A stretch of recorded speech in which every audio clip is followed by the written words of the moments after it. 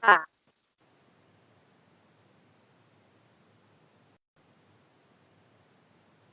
Bom, então, retomando aqui, eu vou concluir aqui.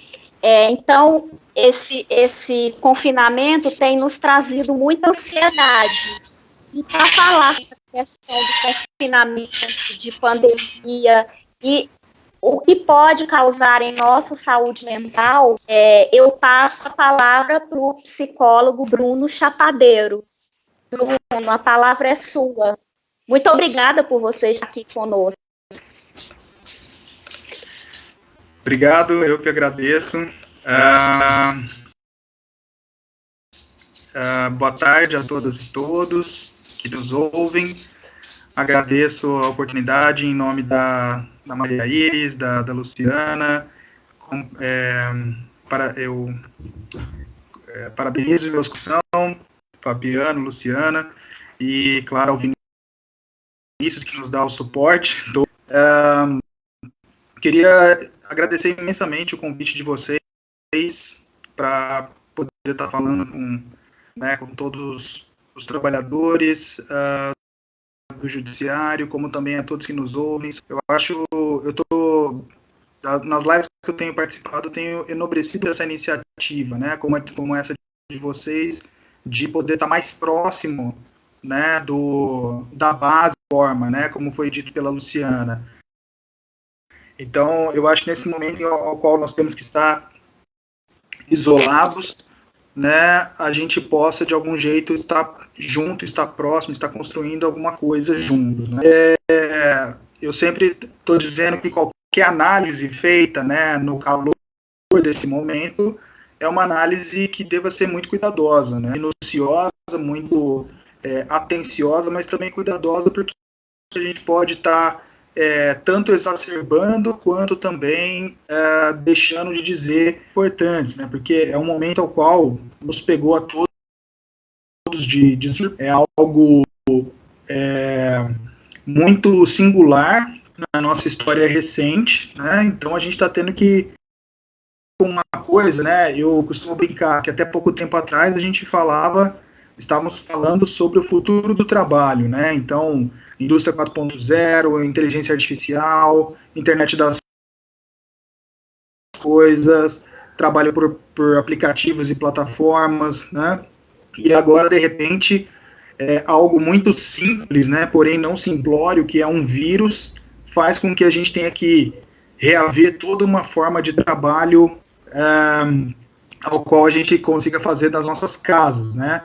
No Brasil, né, essa quebra na rotina de trabalho causada por esse distanciamento social, repito, necessário, né, tem significado algumas incertezas em rendimentos individuais, né, familiares. Isso é algo que a gente sabe que nem todos estão na condição de poder trabalhar em casa. Né?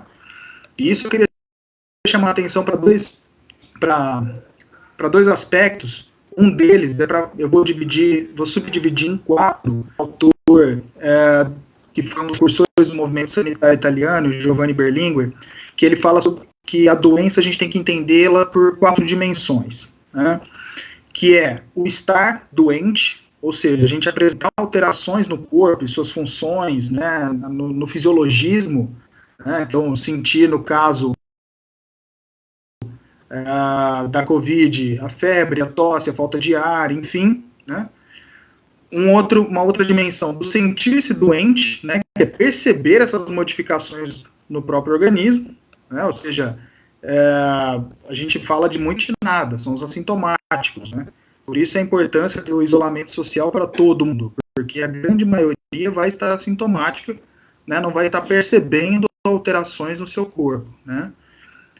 Uma terceira dimensão é da gente identificar a doença, né, ou se são ignorados, né, porque a gente sempre pensa estar bem para o trabalho, né, para as atividades domésticas, enfim, que tudo pode ser feito normalmente, né.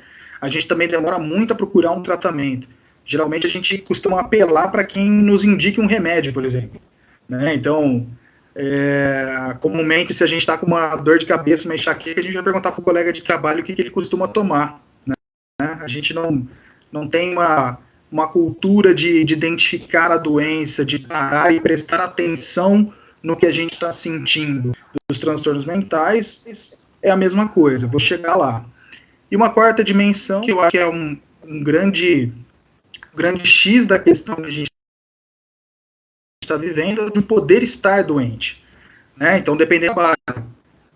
No nosso caso, que não vivemos de rendas nem de propriedade, a gente vive do nosso próprio trabalho, da doença, né? Ele se torna algo duplo, porque é a perda de um corpo saudável produtivo.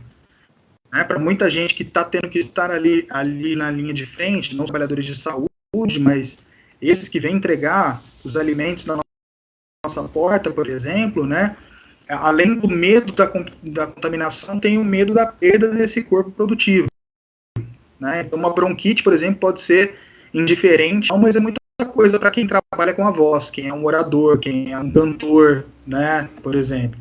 Uma artrose pode ser desagradável para um trabalhador comum, porém, o super trabalha carregando, empilhando coisas, por exemplo. Então, a gente tem uma dimensão da doença aí de quem pode estar doente. Né? Eu acho que essa é uma questão que a gente tem que colocar. Porque, por exemplo, aqueles ditos que foram considerados essenciais, né, por decretos governamentais recentes, né, eles não estão podendo se dar esse luxo, vamos dizer, de fazerem o home office como nós, né? Então, eles não podem estar doentes, o que não quer dizer que não estejam ficando. Né? Ontem mesmo, se não me engano, saiu uma liminar a pedido para que se cuidem dos trabalhadores de aplicativos, né? Para que as empresas 99, Uber, Rappi, etc., garantam, de certa forma, a proteção deles com equipamentos, com álcool gel, né? Porque essas pessoas que estão na rua, elas estão muito sujeitas a esse adoecimento. Né? Então, a gente vê que essa questão da doença tem uma questão social e econômica muito importante. Né? Quem vai poder ter acesso, né, a serviços de saúde, quem vai poder estar recluso em casa, né? Tem muita gente que, se a gente está falando aí de cerca de 38 milhões de trabalhadores informais nesse país, né? São os dados do IBGE e do IPEA de fevereiro, né? Tem muita gente tendo que arriscar aí por conta do ganha-pão. E é a grande questão que a gente vem discutindo sobre a economia, né? Ou a economia, ou a saúde, algo que num texto recente eu fiz uma analogia ao mote, né? No caso do trabalhador brasileiro, a gente fica sem os dois, né? Muitas vezes. Né? Aqueles que têm a informalidade, que não têm robustos, né? De vínculos jurídicos de trabalho, tem que se arriscar, e aí está colocando a economia própria, familiar, né, tudo em risco, né? Então é uma coisa que a gente tem que pensar muito, né, sobre quem pode estar em casa e quem não pode estar em casa. Estamos falando para um público que majoritariamente está em casa, né? Estamos falando para o designado o teletrabalho, home office, enfim. E aí da gente pensar que esse confinamento, né, é uma experiência psicológica muito desafiante para a gente. Porque a gente aprende desde cedo, né, que o estar só, que o isolamento, se a gente refrescar na memória, a gente vai lembrar dos nossos pais dizendo, vai para o seu quarto, né, fique só sem jantar, né, vai pensar no que você fez sozinho, né? Então, estar sozinho é uma forma de punição desde cedo, né? E isso está posto, né, de uma forma muito generalizada na nossa sociedade, que é justamente a questão de quando você comete algum delito, você vai para a prisão, ser privado de liberdade. Né? Então, isso tem sido algo que tem causado muita angústia para as pessoas. Né? De repente, elas têm que estar com elas mesmas, elas têm que estar convivendo em família 24 horas, né? E isso traz algumas problemáticas, né? Que nós vamos falar sobre isso, que é essa ideia de não poder sair de casa, né? Que nos traz muita ansiedade, porque nos convoca a acalmar, né? De estarmos conosco mesmo, como tem trazido. Né? A gente é num estado de exceção nesse momento, em vários sentidos, né? Vide aí as medidas governamentais ao redor que vêm sendo aprovadas, né? Nunca se esteve tanto na pauta de um estado de bem-estar social,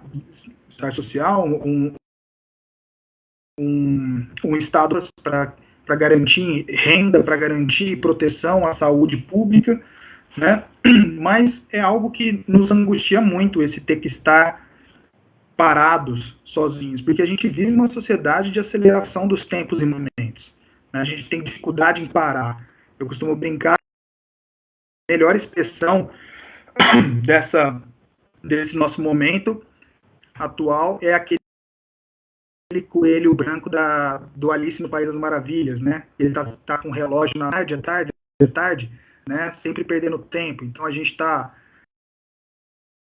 trabalhando manhã e fazendo alguns cursos de final de semana, estamos colocando coisas em ordem na casa, né? A gente está sempre em movimento, e é um momento que nos faz parar, e a gente tem dificuldade de vidas muito aceleradas, principalmente numa cidade como São Paulo, né? Onde tudo é acelerado, o trânsito de pessoas, né? 7 milhões e meio de usuários dia no transporte, enfim. Então a gente tem o costume, né, de estar consumindo tempo a todo tempo, né? Não à toa a gente fala sempre aquela expressão de como gastar o tempo, e como gastar o tempo sempre de uma forma muito produtiva, né? Que mais e mais e mais, que é uma grande problemática no trabalho em casa, né? Não se tem o tempo de pausa, o tempo de parada, né? Porque mesmo são momentos que fazem parte daquele ritual diário que de repente você não tem mais, né? No teletrabalho, no office, né? Hoje mesmo, uma reunião com alguns colegas terapeutas, surgiu algumas brincadeiras, né? Uma dizendo, olha, desculpa, gente, o atraso, eu peguei muito trânsito para vir aqui, né? E a gente até brincou, o trânsito entre o quarto e a sala, você tropeçou em alguns móveis, né? Então, assim, até ir mais. Então, essa questão do home office, ele fica o nosso tempo de trabalho, né, ele pode estar exacerbado, a gente pode estar trabalhando a todo tempo e prolongando na Folha de São Paulo de hoje mesmo, uma matéria falando sobre isso, do tanto de crise de ansiedade que tem gerado nas pessoas trabalhando em home office, a sensação de estarem trabalhando ainda mais, né, eu não sei vocês, mas eu tenho tido essa sensação, né, de vou parar minha jornada lá pelas 8, 9 horas da noite, né, e olhe lá, assim, já não existem mais fins de semana, né? Então a gente tem um consumo desse tempo, né? Achando que a gente tem, como a Luciana estava colocando, a gente tem exagero, inclusive, no consumo de notícias. Ou qual foi a primeira reação que nós tivemos assim que suspeitada a pandemia, a quarentena? Foi consumir, né, para estocar álcool em gel, produtos de limpeza, né, fazer compras no supermercado assim, de uma forma de um consumo exacerbado, né? E, repito, tudo isso é uma dificuldade de estarmos conosco mesmo e de nos acalmarmos, né? Porque o ideal nesse momento é a gente tentar consumir não no sentido mercadológico, mas no sentido de aproveitar aquilo que o Domênico de Masi chama do ócio criativo, né?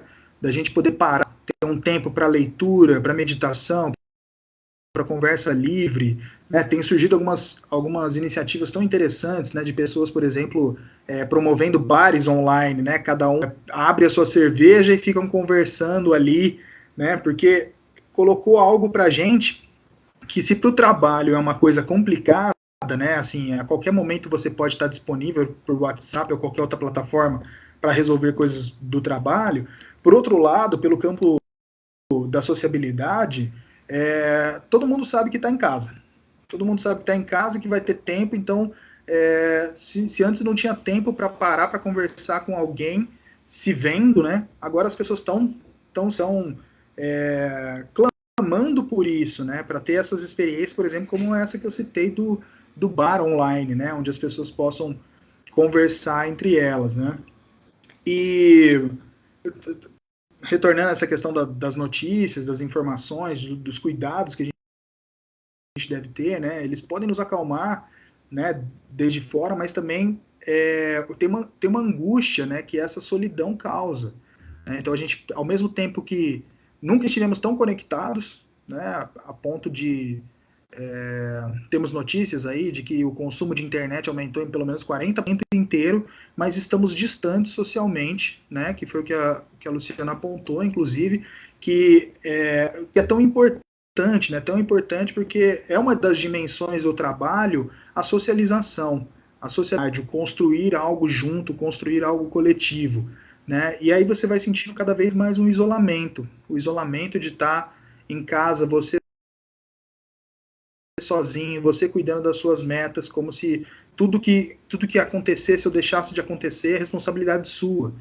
Né? Então, por mais que, no caso do judiciário, prazos de audiências, por exemplo, estejam bloqueados, o PJE é um sistema que já vem historicamente, né, anexando vocês à tecnologia cada vez mais, de forma que o teletrabalho é possível. Né? Eu tenho queixas, inclusive, de magistrados, de pesquisas que eu faço também com magistrados, deles falando, olha, a gente leva muito mais trabalho para casa agora, né, com o processo judicial eletrônico, a gente tá despachando em casa, é muito comum. Por outro lado, alguns mais antigos veem isso como algo bom, falavam, olha, antes eu levava uma pilha de processos para casa de fim de semana, agora eu não levo mais, pelo menos está tudo lá no computador, né, eu substituí a dor lombar, a dor muscular de carregar essa pilha de processo, para a dor agora para a dor de estar vinculado a essa tecnologia, né? Ter que aprender. Muita gente, né, como eu disse, foi pego de surpresa, teve que comprar notebook, por exemplo, né? Teve que comprar os próprios equipamentos. Né, teve que, sei lá, pagar uma internet um pouco mais rápida, né, para conseguir dar conta de fazer esse trabalho, né? E a gente está falando do judiciário, né? A gente está falando de algo assim que vai envolver a vida de milhões de pessoas e que decisões são tomadas, né? Que precisam desse contato, desse olho no olho, porque você pode que vão ter impactos enormes, né? Então, assim, não se pode produzir sentenças como se produz geladeira, né? O processo não pode ser o mesmo, né? O trabalho de vocês não pode ser algo que possa ser posto numa esteira de produção, assim, e se cobrar essa produtividade cada vez mais exacerbada, né? Então, só um minutinho aqui que...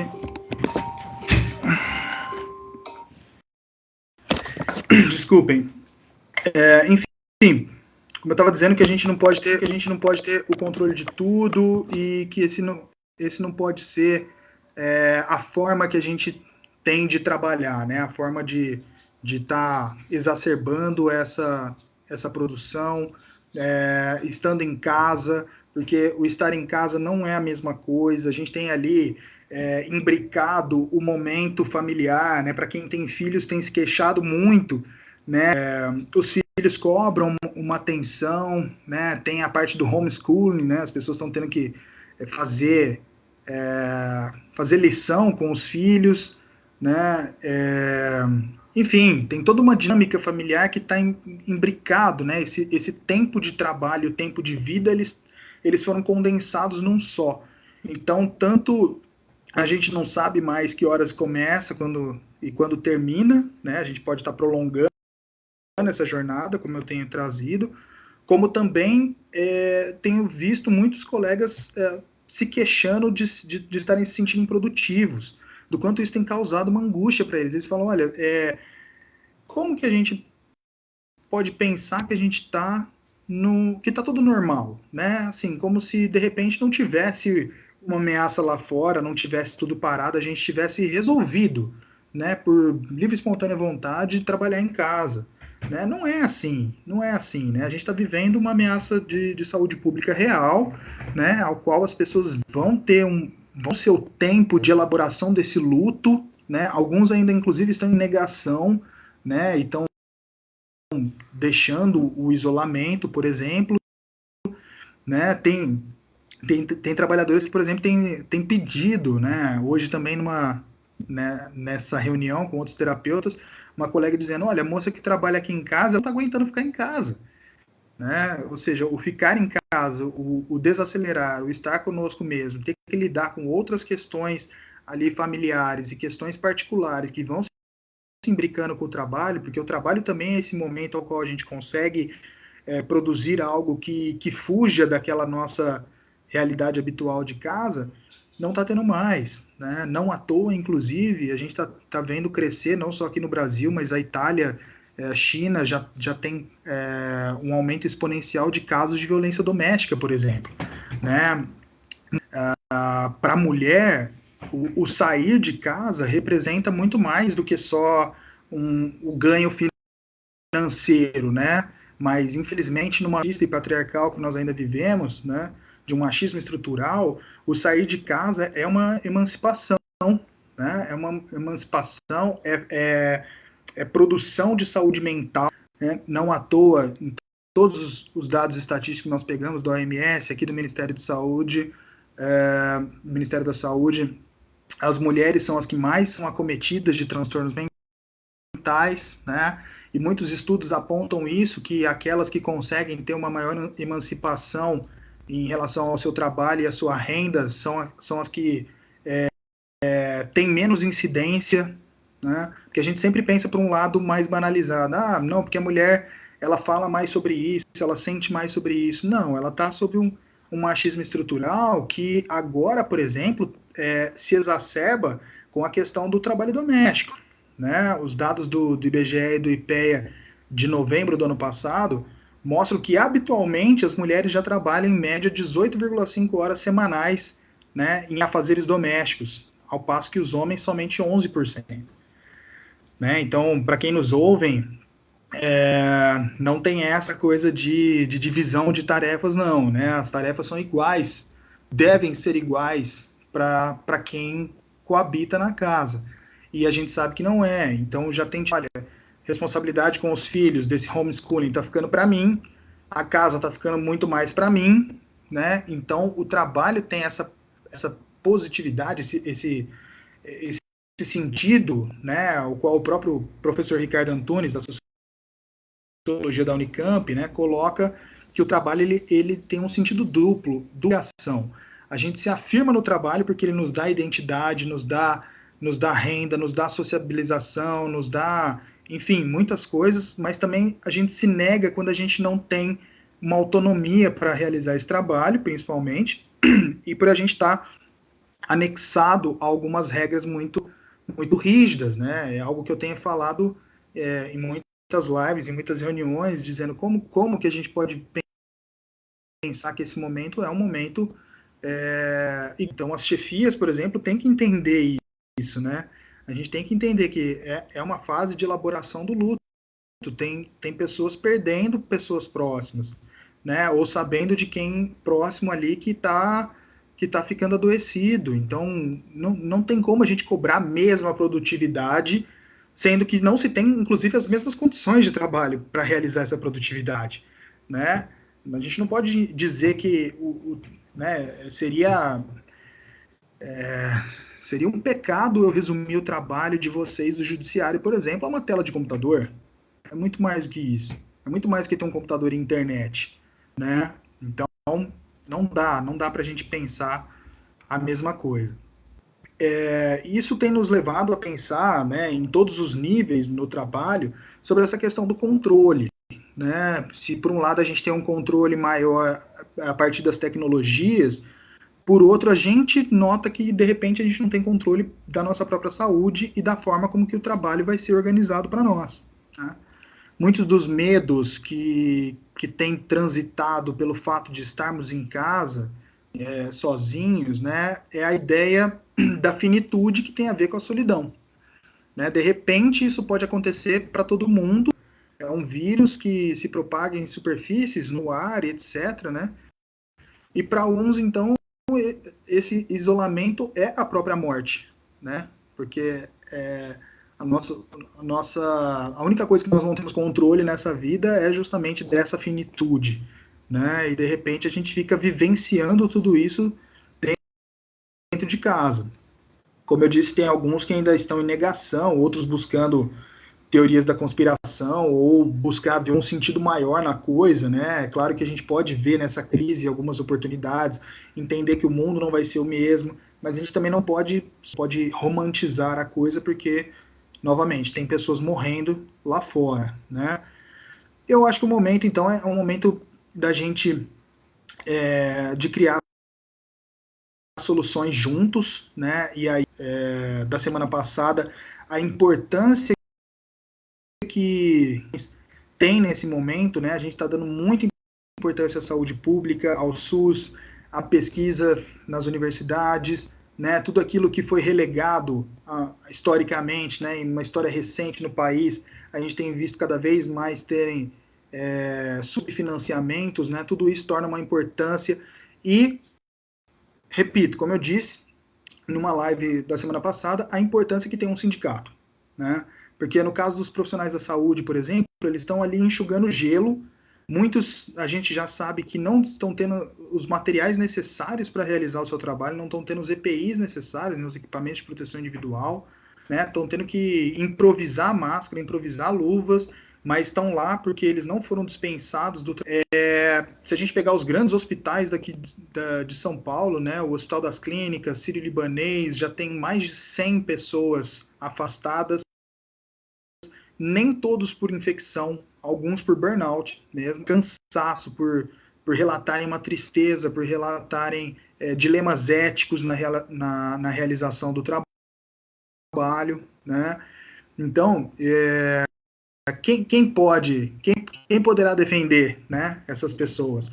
Se não um órgão de com uma robustez jurídica, histórica, que possa enfrentar e dizer, não, pera lá, também não é assim, né? Também não vamos botar essas pessoas na linha de frente, assim, trabalhando, né, sem os materiais. No caso de vocês, a mesma coisa. Não, pera lá, não... resumir o nosso trabalho a uma tela de computador e a internet é muito pouco, é muito banal, é muito mais do que isso, né? Como lidar com isso? O mundo está todo parado, a gente tem que continuar nesse produtivismo exagerado, metas e prazos, né?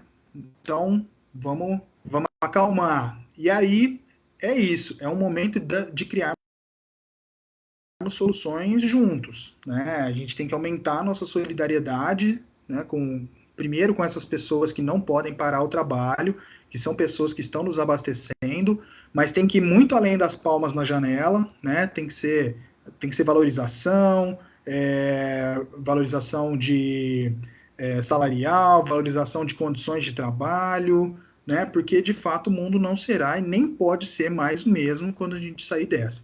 Nós vamos sair dessa, com certeza, mas a gente não pode ter o mundo como ele é, né? Tem que ficar mais do que já está claro, mais do que já está exacerbado, que algumas coisas e em relação à organização, aos processos de trabalho, isso está mais do que claro, né? Da importância que tem determinadas categorias, né? Podem perguntar para qualquer colega de vocês que tenha filhos em casa, que eles vão estar com certeza valorizando os professores dessas crianças, né? Pela dificuldade que é de ter que ensinar em casa, né? Como também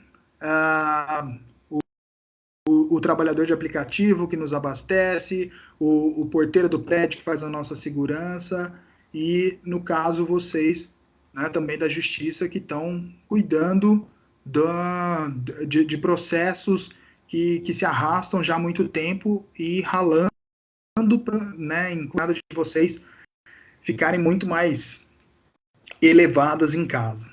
Então, creio que seja isso. Acho que, como eu disse, há possibilidade de saídas individuais, no sentido de como a gente pode ter um autocuidado, mas principalmente coletivas, né? Sem esquecer também que serviços essenciais, ligados ao Estado, como vocês, como assistência em saúde, né, devem ser mantidos e valorizados. Obrigado também, Bruno. A gente tem aqui algumas perguntas, né, que vão chegando, a gente vai colocar elas aqui para você. Só queria aproveitar também para fazer algumas observações.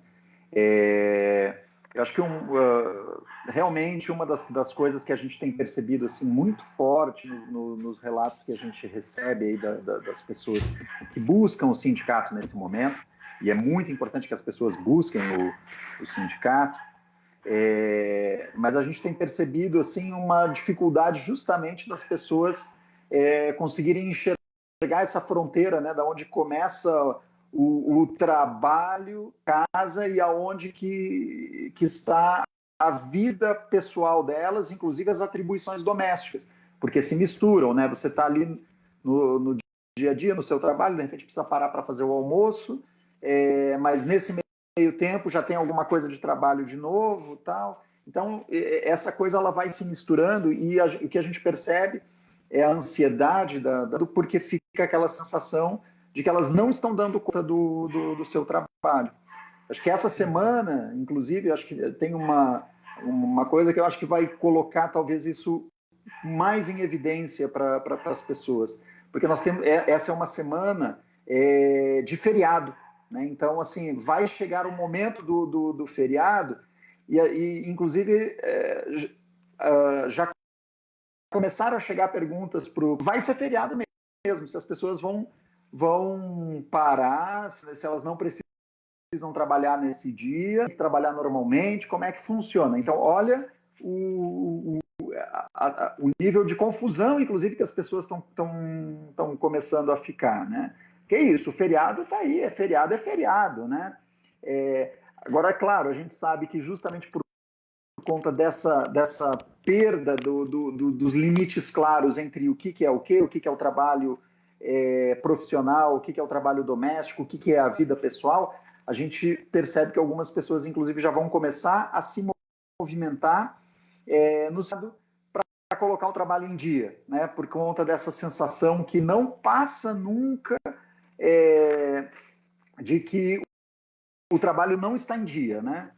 E, inclusive, esse é um dos pontos que a gente tem batido muito em relação à questão das metas. Só aproveitando o momento aqui também, lembrar o pessoal que a gente está com o nosso expediente presencial suspenso lá no Sintrajude, mas o sindicato segue funcionando e vai estar com o atendimento, inclusive, interrompido durante o, né? Mas nos dias normais, nos dias úteis, a gente segue atendendo. Então, a gente pede que o pessoal sempre anote o telefone aí do plantão, né? Que é o 98933-6276, né? Então é o DDD 11 98933-6276.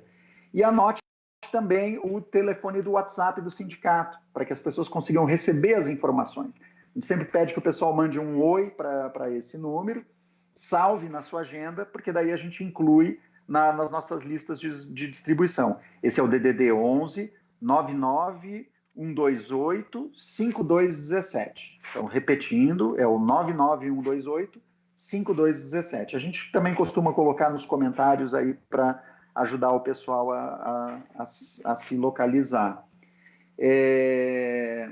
Eu sei que a Lu também quer aproveitar para fazer alguns comentários e talvez trazer alguma pergunta, mas uma das perguntas que nos foi colocada aqui, da Cláudia, diz respeito, ela pergunta assim, o que seria indicado como um exercício contra a ansiedade, né? Se tem alguma coisa que as pessoas possam dar para ajudar a enfrentar esse problema que acaba surgindo, né?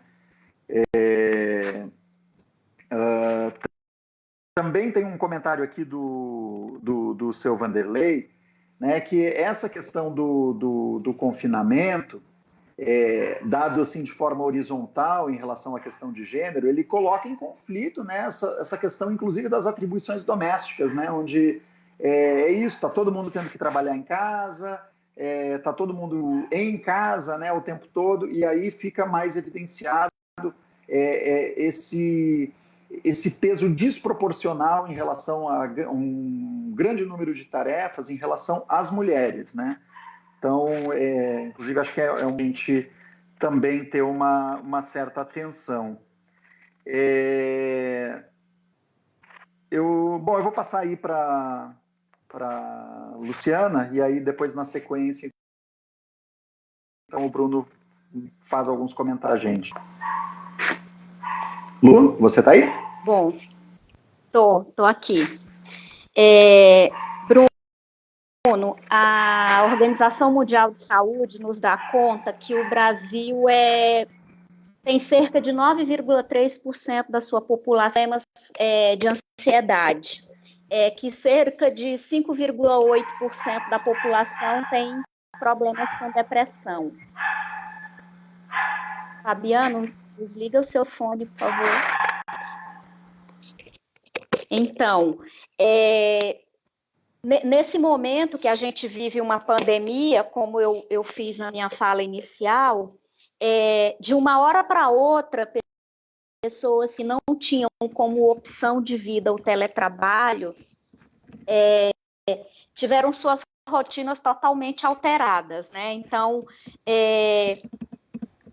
tiveram que adotar o teletrabalho como a sua forma de desenvolver o seu trabalho, a sua atividade produtiva, e aí, além de ter que optar por uma nova forma de trabalho, há todo um afastamento social dos seus amigos, dos seus colegas, dos seus familiares, já não se comemoram mais os aniversários, um parabéns por Skype ou por chamada de vídeo por meio do celular, mudança abrupta na vida de todo mundo.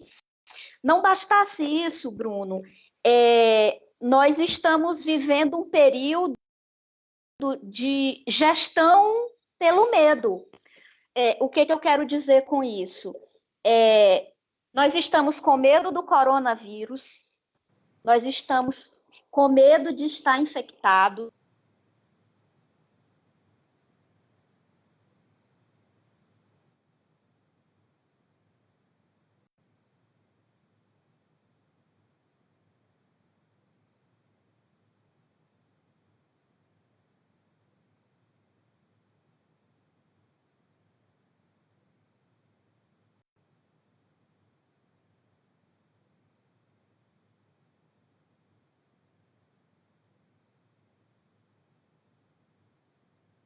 Demitidos, que têm sido demitidos, que vão ter o seu contrato de trabalho suspenso. O governo aprovou um voucher para o trabalhador de R$600, que ainda está uma coisa indefinida. Então, eu faço uma pergunta para você. Como que, em meio a isso tudo, a todo esse medo, a toda essa pandemia, a gente pode manter o mínimo que seja de sanidade mental? Bom, vamos lá. A primeira questão fala sobre exercícios, né, para a gente tentar controlar a ansiedade, né? Acho que o primeiro de todos é a gente se dar conta dela, né? Porque nem isso, nem nomear a gente consegue, né? Isso causa muita angústia. A gente se dá conta de que esse momento é um momento de exceção, né? Que as coisas estão diferentes mesmo, para a gente não se cobrar tanto, né? Por mais que a gente saiba que tem essa cobrança que vem do externo, principalmente da produtividade que a gente tem falado, né? Então, o que o próprio Guia de Saúde Mental da Organização Mundial de Saúde preconiza, né, é que a gente tente manter uma rotina dentro de casa, né, de uma alimentação saudável, de exercícios, do horário de trabalho, né, e que isso nos force a algo que esteja na ordem do dia, né, que a gente passa batido, que é de estabelecer um diálogo entre as pessoas da casa, para, inclusive, né, o que recai na segunda questão, né, para que a coisa seja bem descrita, bem delimitada, né, porque, como eu disse, nós estamos vivendo um luto, né, o luto de não poder sair de casa, de não poder estar no espaço de trabalho, né, e aí fica aquela coisa, não pode, por exemplo, um acusar o outro, né, o marido dizer para a mulher, olha,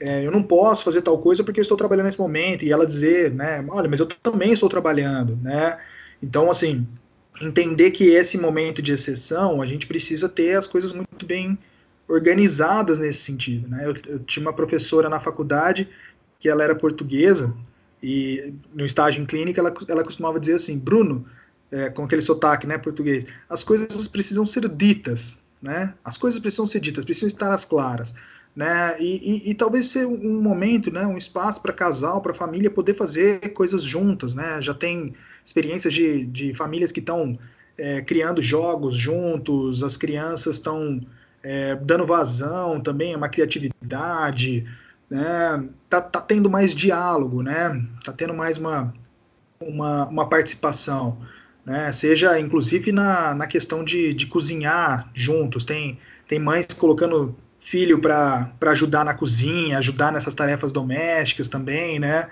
Já ir criando uma responsabilização.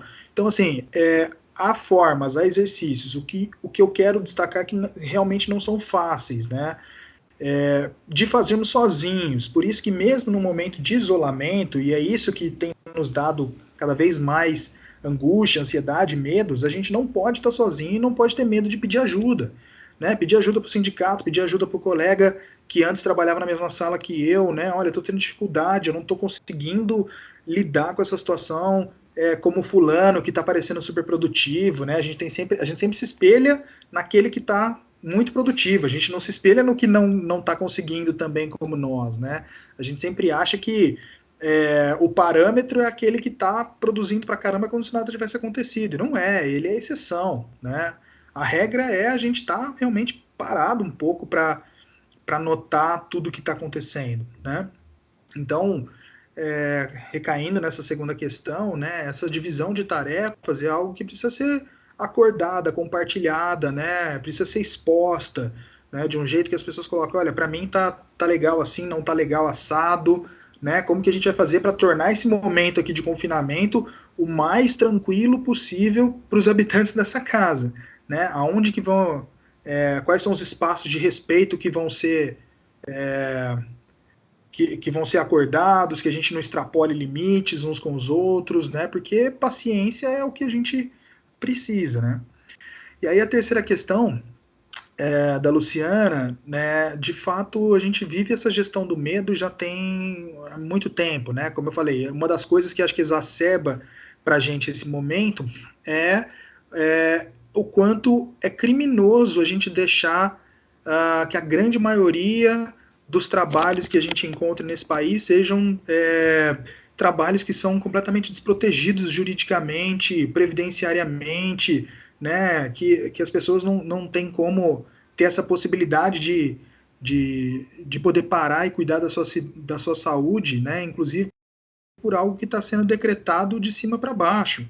Né? Então, o que a gente vê são as pessoas pensando, não, eu não posso parar, eu tenho filho para alimentar, né? E o que o governo tem feito, né? Por hora, as primeiras medidas lá com a, com a 927, depois 928, né? A medida provisória 927, 928 e agora 936, que tenta regulamentar essa questão, né? De quem vai receber esse auxílio aí dos R$ 600, que até então o que havia sido proposto eram R$ 200, né? Estavam se baseando muito mais nos valores do Bolsa Família e não nos valores de salário mínimo, né? Porque nem no salário mínimo chegou, né? Então, também é da gente pensar, né? Aquele trabalhador de aplicativo que consegue fazer aí suas corridas e tirar,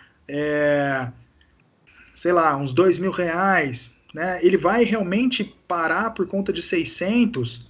As contas dele vão parar, né? O quanto que ele tem que colocar de comida na mesa vai parar, né? Assim, a gente pensa, vamos trabalhar com o real ou vamos trabalhar com, né, com a fantasia, né? É muito complicado. As coisas, uma cidade como São Paulo, por exemplo, é uma cidade muito cara, né? Tem muitos gastos.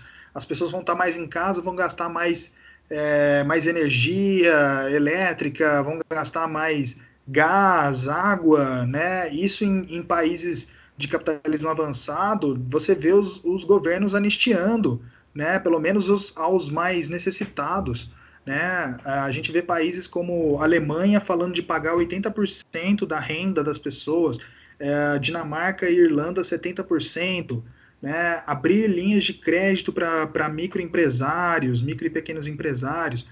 Aqui a gente está uma coisa muito na tentativa e erro ainda, muito jogado. Essas MPs, a 927 e a 936 principalmente, né? A 927 fala sobre o artigo 29 fala de ser necessário nexo de causalidade para a pessoa que estabeleceu o nexo de causalidade se a pessoa contrair, né, o vírus no trabalho. Talvez ao menos para essas profissões ditas essenciais, isso vai ser algo presumido já, né? Como assim, né? A pessoa ainda tem que passar para um médico que ateste que ela teve aquilo para ela poder ter garantias previdenciárias, né, jurídicas de proteção do seu trabalho para que não seja demitida, né? Porque isso é o que está gerando muito medo às pessoas, né? Então quando eu voltar eu vou ter o meu trabalho. Estava vendo no jornal, naquele Bom Dia São Paulo, falando de padarias que já demitiram um grande número de pessoas, né? E a MP 936, ela permite isso, né? Permite essa suspensão de contratos do trabalho, diz que até uma faixa ali de 25%, 50% do salário o governo vai custear, né? Mas fica uma coisa ainda muito jogada. E a grande pergunta que recai para as pessoas é quando? Quando eu vou passar a receber isso, né?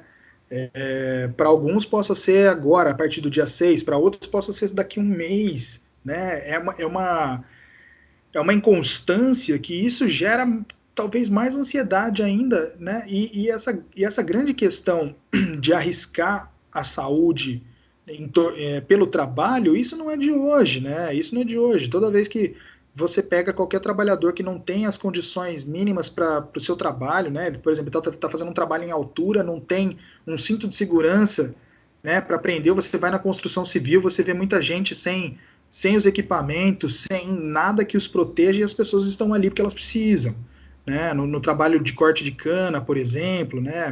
Muito já está mecanizado, mas você ainda tem pessoas trabalhando no campo, né? Enfim, por isso que eu disse, essa questão sobre a carteira ou a vida sempre esteve posta para o trabalhador brasileiro, né? Ela só está agora mais às claras, mais na nossa cara, mais exacerbada, a ponto de mostrar o quanto que é importante, né? Repito, uma organização coletiva de trabalhadores como é um sindicato para dizer assim, olha lá, pera lá, tudo isso que nós sempre expusemos como importante e necessário, agora está às claras, não há argumentos, né? Não há argumentos que demonstrem que não é importante essa proteção jurídica, social, né, previdenciária, econômica de um trabalhador e de uma trabalhadora. Né? Bruno, uma outra pergunta aqui que a gente achou interessante, só, claro, né, sem querer né, estender demais aqui, até porque, na verdade, a gente já está chegando aí ao nosso limite de tempo, mas a Sandra, ela perguntou sobre o isolamento dentro do isolamento, apatia, falta de iniciativa, porque é isso, na verdade, a gente está vivendo um isolamento social coletivo, né, mas também dentro de cada casa vão começando a surgir essas situações, o que ela colocou como o isolamento dentro do isolamento. Será que você podia comentar um pouquinho sobre isso com a gente? Isso recai no que eu estava trazendo, né, sobre a questão da gente se sentir só, né? Então, assim, para muitos, o habitar uma mesma casa é um exercício assim sobre-humano, né?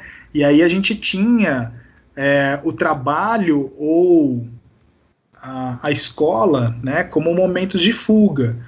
Então a gente tem agora realmente, às vezes, estranhos morando sob o mesmo teto, ou que de repente nunca foram obrigados a conviver tanto, né? Uns com os outros a ponto de ter que se olhar nos olhos e pensar, e aí, né? O que que você gosta, o que que você deixa de gostar, né? Porque a rotina de trabalho vai nos entorpecendo também, vai nos embrutecendo também a esse olhar para as pequenas coisas, né? Quando a gente vê, por exemplo, isso não vi ainda acontecer aqui no Brasil, mas na Itália, né? A gente recebe vídeos aí deles nas sacadas cantando uns com os outros, né? A gente vai dando importância àquilo que nos faz realmente humanos, que é a sociabilidade, né? O poder olhar nos olhos um do outro e ver que a gente se reconhece enquanto iguais, né?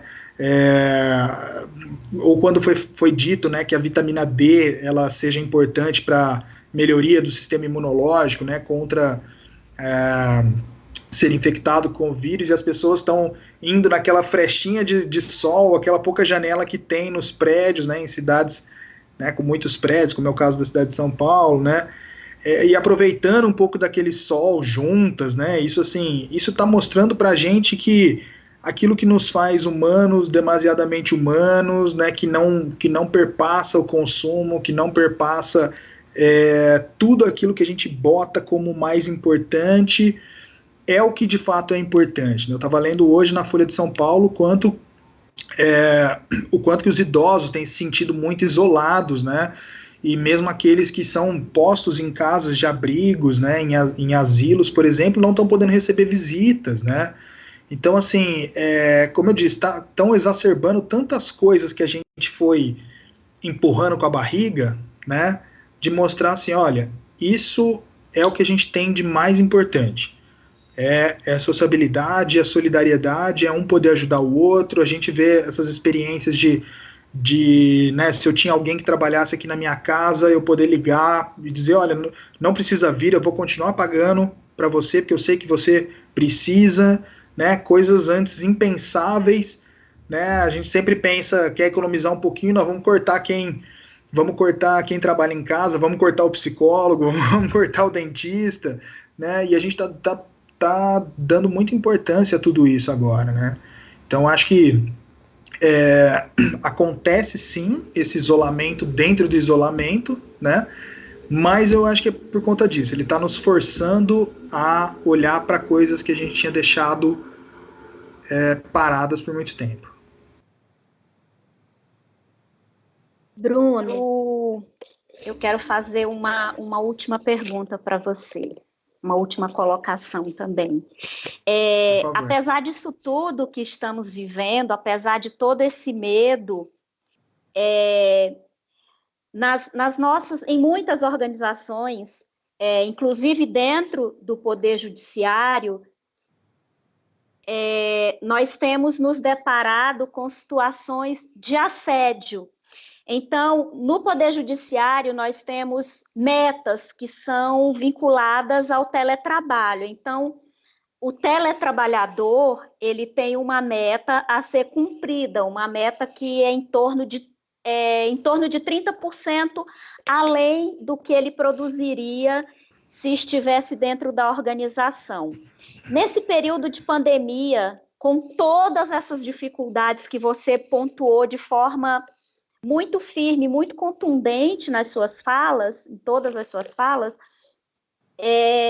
vem a administração e impõe para o trabalhador que teve que comprar notebook, que teve que fazer um plano de internet que não tinha em casa, porque só usava a internet do celular. Então, impôs o custo do trabalho ao trabalhador e ainda vem com uma imposição de metas ainda maior do que a imposição que era anteriormente, quando se optava pelo teletrabalho.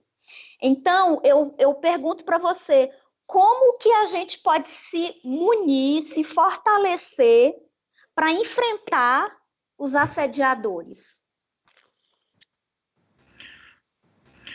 Bom, a gente costuma dizer que o assédio ele é uma violência invisível no seu, no seu processo, né? Mas muito visível, plausível para quem o sente, né? A gente sabe que os impactos do assédio moral hoje são devastadores no psicológico de um trabalhador, de uma trabalhadora, né? É, com a questão do teletrabalho, talvez ele se torne ainda mais invisível nesse processo, porque antes a gente tinha ali algo que pudesse acontecer, né, no ambiente de trabalho, e muitos companheiros podem acabar fazendo vista grossa por temerem também as represálias, né? Agora fica uma coisa muito pessoal, né? A gente sempre distingue o assédio de outras violências psicológicas, né? Porque o assédio ele tem uma rotina, né? Ele é frequente, ele é intencional, ele na sua grande maioria vem de cima para baixo, né? De cargos de chefia, de poder, né? Nesse sentido de cobranças. Mas eu acho que tem um ponto que a gente tem que destacar que é, para mim, o essencial nessa discussão toda. Há uma organização do trabalho, a forma como ele está organizado, a forma como ele está sistematizado, que é conivente com esse assédio, né? Que facilita que esse assédio aconteça. Então, principalmente no judiciário, pelo que eu venho acompanhando, eu posso falar isso com conhecimento de causa, por pesquisas que eu venho acompanhando, até em outros estados, né? O assédio tem se tornado, na categoria de vocês, praticamente uma pandemia. Né? Porque é algo que ele já não se pode dizer que é uma violência invisível, é algo institucionalizado. O assédio, no caso do judiciário, de outras categorias, estamos falando aqui do judiciário, então vai ser o meu exemplo, né? Ele é um instrumento de gestão, porque senão ele não funciona como ele tem que funcionar dessa forma que ele está posto hoje em dia, né? Por isso há muito conflito, inclusive aqueles que vivenciaram outras formas de se fazer esse judiciário, né, de entender assim, que estão há mais tempo, né, nas funções, de entender assim, não, peraí, não é assim, não foi sempre assim, né? Então, o teletrabalho, o processo judicial eletrônico, todas essas ferramentas tecnológicas que vão facilitando a pressão, a redução de postos, né? Imagino que seja a realidade de vocês também, a redução de postos. Se antes a gente tinha, sei lá, 20 pessoas no departamento para dar conta de um trabalho que já era muito sobrecarregado, as pessoas vão se aposentando, vão se afastando por conta justamente de transtornos mentais, muitas vezes, não há reposição de quadros, e aí os que sobram, vamos supor aí, 5 pessoas têm que dar conta do trabalho de 20, né? Então tudo isso é um ambiente assim, muito frutífero para o assédio acontecer, né? Porque você tem uma pessoa que também é cobrada por essa forma gerencial, né? Assim, novamente, o exemplo que eu dei, né? Não se produz sentenças como se produz geladeiras, né? Não se pode pensar que o trabalho de vocês é um trabalho de linha de produção, de esteira de produção em massa, né? Mas você tem uma forma gerencialista que vem muito da iniciativa privada, né? Essa ideia de redução de custos, de altos desempenhos e etc., às custas da saúde mental das pessoas, né? Então o assédio ele é um instrumento perfeito para tudo isso, né? Para esse tipo de cobrança que está já pactuada, né? Já está assim disseminada na forma de ser do trabalho do judiciário, no caso, hoje em dia, né? O que a gente tem que sempre expor isso, né? Tem que sempre trazer à tona isso. Não é assim, não pode ser assim, né? O funcionalismo público ele é vilipendiado todos os dias nesse país e ele está se mostrando o mais necessário, né, nesse momento, né? São justamente os funcionários públicos que estão ali na linha de frente, fazendo pesquisa, atendendo pessoas. Então é um crime que a gente seja obrigado a ouvir de altos cargos lá de cima que somos parasitas, né? Muito pelo contrário.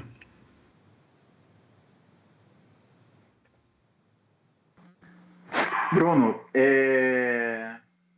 bom, olha, eu acho que o debate de hoje aqui foi excelente, né? Eu só queria colocar aqui uma pergunta que acaba surgindo, assim, A Alice, na verdade, nos enviou essa pergunta, né? Para quem ainda não fazia tratamento com psicólogos e psiquiatras e nesse momento sentir necessidade, ela pergunta se tem algum canal onde a gente possa buscar ter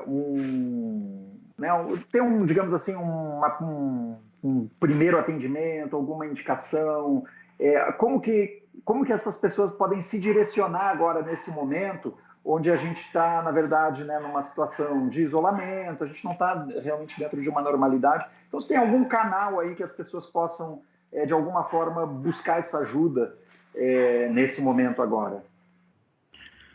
Olha, o Conselho Federal de Psicologia, ele editou uma resolução, se não me engano, 006-008, agora de 2020, que flexibiliza, né, já era possível, já desde 2018, se não me engano, o atendimento online, né, mas ele flexibilizou as regras para que mais psicólogos e psicólogas possam se cadastrar na plataforma possível de atendimento. Então, tem pessoas atendendo por Skype, atendendo pela câmera do WhatsApp ou outras plataformas, tá? Então, psicólogos continuam atendendo, eu mesmo continuo atendendo normalmente nesse sentido, né? Como também estão tendo muitas iniciativas de colegas, né, que estão se dispondo a ter um horário na semana, por exemplo, para se fazer grupos ou mesmo um plantão online, né, para um acolhimento, o que é diferente, né, do tratamento, da psicoterapia, que é algo que se perpetua um pouco mais no tempo, né, mas de fazer um acolhimento por conta dessa demanda, né, aquilo que eu falei lá atrás, né, de que estão surgindo iniciativas solidárias muito interessantes.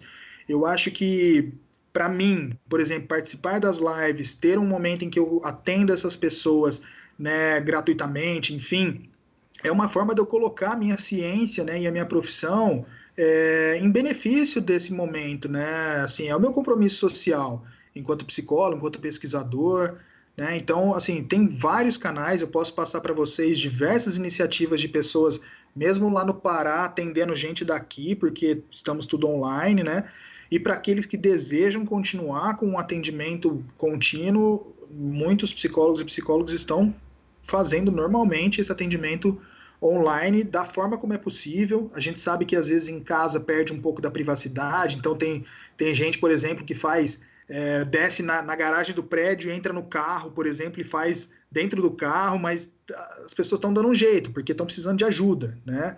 Então, tanto é novo para nós profissionais, quanto é para quem é atendido também, mas está sendo possível.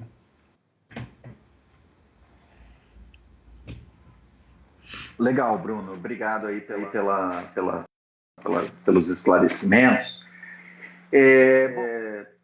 A gente queria, né, agradecer imensamente aí ao Bruno Chapadeiro, né, pela exposição aqui, que eu acho que endereçou de uma forma muito precisa, né, os problemas e dificuldades que a gente sabe que os colegas estão enfrentando.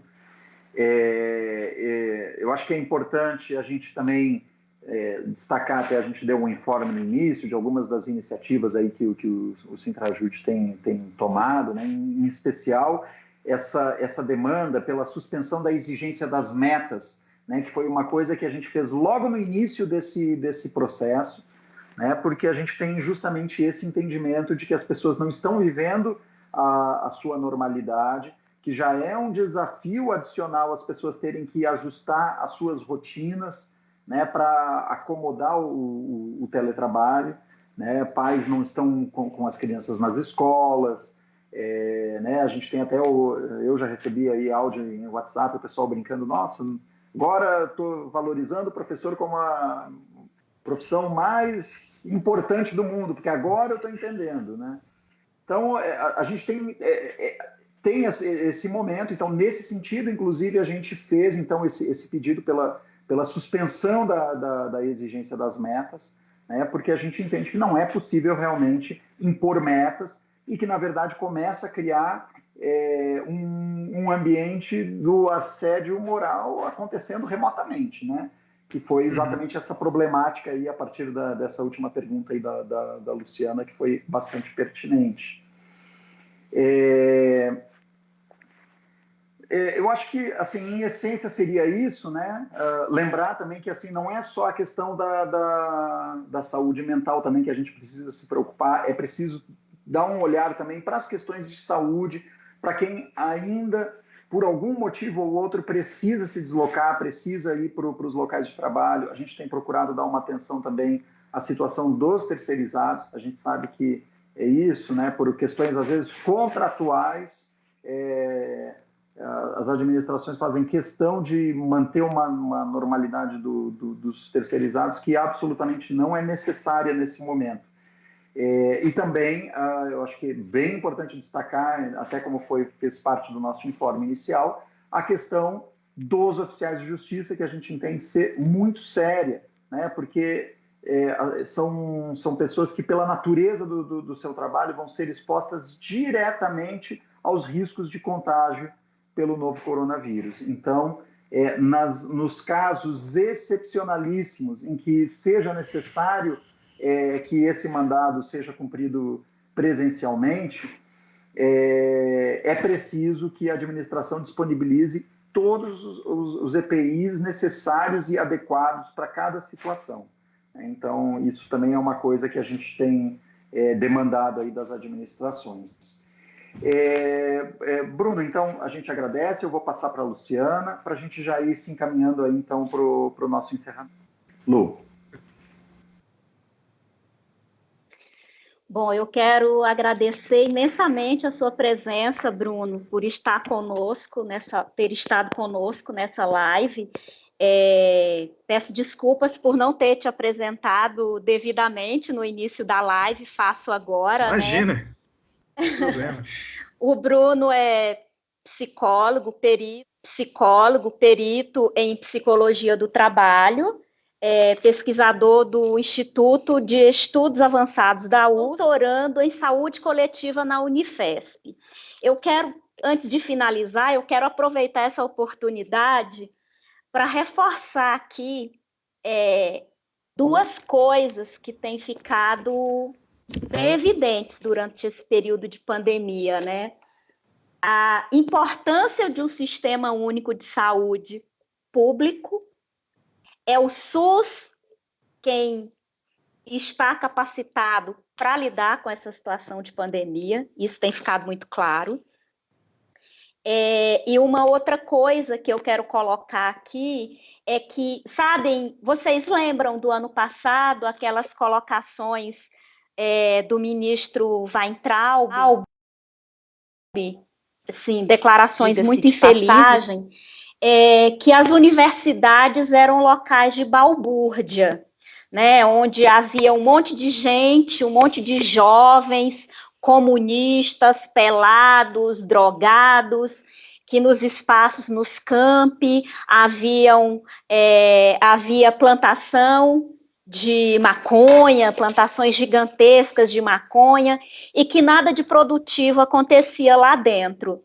Isso tudo tem servido para dar um tapa na cara desse senhor, para mostrar que as universidades são espaços de pesquisa, espaços de excelência, e que os alunos dessas instituições não são essas pessoas que eles tanto deturparam a imagem deles e das instituições.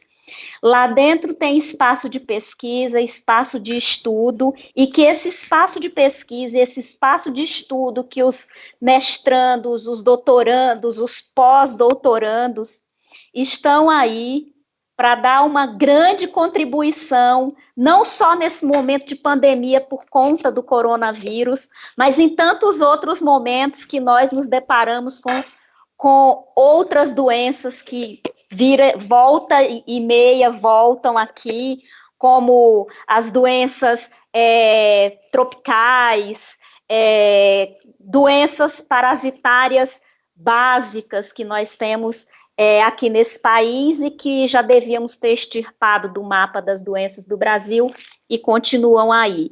Parabenizo você, Bruno, por fazer parte de dois ambientes de balbúrdia, né?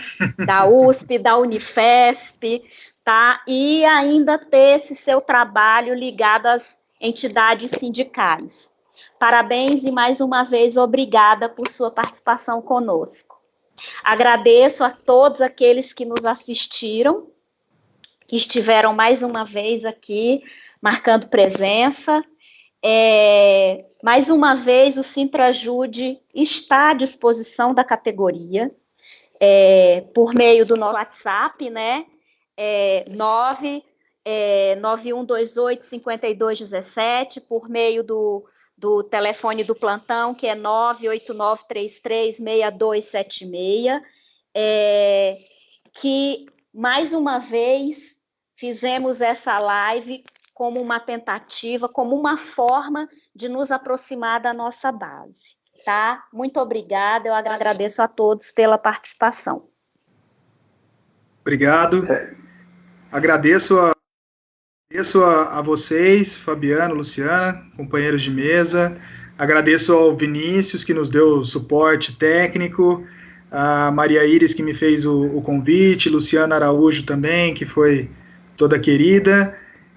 Agradeço a todos que nos ouviram, acho que foi uma oportunidade ótima mesmo esse bate-papo, e desejo longa vida ao Sintrajude e a sindicatos como vocês que se propõem a, mesmo no distanciamento, a se colocarem próximos à base, que isso é muito importante. Tive a oportunidade de participar do congresso de vocês, da FENAJUF, em Campo Grande, em 2018, se não me engano, falando sobre assédio moral. Foi quando tive contato com muitos da categoria até hoje. Então, agradeço e, novamente, vida longa ao Sintrajude. Obrigado, então, Bruno. Só para lembrar a todas e todos aí que nos acompanharam, né, registrar também o nosso agradecimento, né, e inclusive a nossa equipe aí que sempre garante, né, a gente teve que aprender aos trancos e barrancos essa questão aí dessa tecnologia de lives remotas, cada um nas suas casas. A gente, inclusive, enfrenta dificuldades técnicas, mas a gente tem enfrentado elas, e estamos dispostos a superá-las, né? E só para lembrar aí também que na quinta-feira vai ser, embora seja feriado para o Judiciário na questão da Semana Santa, nós vamos ter a presença do Ricardo Antunes, vamos ter mais uma live, então, do Sintrajude, a partir das 11 horas, na quinta-feira agora. Então, a gente conta aí com a audiência, né, de todas e todos que têm aí nos acompanhado, agradecemos imensamente essa audiência e reforçamos, né, sempre que o sindicato ele permanece à disposição aí nesse período. É muito importante que as demandas sejam trazidas ao sindicato. E não esqueçam de adicionar o contatinho ali do WhatsApp, né?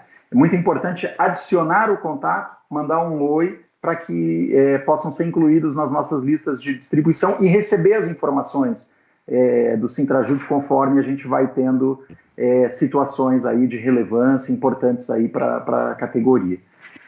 Então é isso, gente. Agradecemos a todas e todos aí pela audiência, né? E nos vemos então na quinta-feira às 11 horas da manhã. Obrigado, gente.